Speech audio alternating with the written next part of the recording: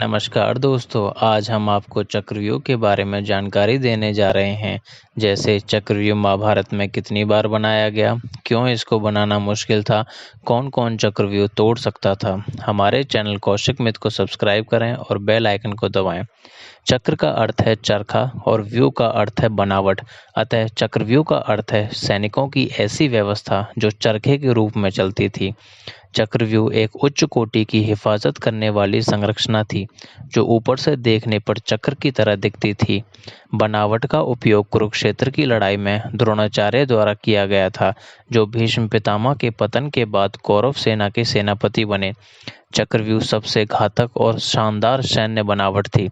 आमतौर पर 7 परतें होती थी। 7वां द्वार सबसे मजबूत सैनिकों का होता था। 7वें द्वार के सैनिक पहले द्वार के सैनिकों की तुलना में तकनीकी और शारीरिक रूप से अधिक मजबूत थे। वास्तव में महाभारत की कहानी में चक्रव्यूह सिर्फ एक बार के लिए बनाया गया था। चक्रव्यूह को अधिक बार इसलिए नहीं बनाया गया क्योंकि इस व्यूह के लिए बड़ी संख्या में सैनिकों की गठन की आवश्यकता होती थी।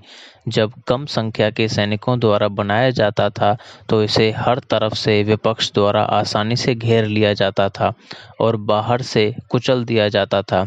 दूसरा, यह गठन सबसे अच्छा तब होता था जब दुश्मन में से किसी को ये नहीं पता कि इसको कैसे तोड़ा जाए। चूंकि अर्जुन और कृष्ण चक्रव्यूह को सफलतापूर्वक तोड़ने की तकनीक जानते थे, इसलिए अधिक बार इसको लागू नहीं किया गया था, क्योंकि यह गठन के भीतर सैनिकों को बहुत नुकसान पहुंचाता था। अर्जुन गठन की लय को परेशान करके और आतंक पैदा करने में सक्षम था।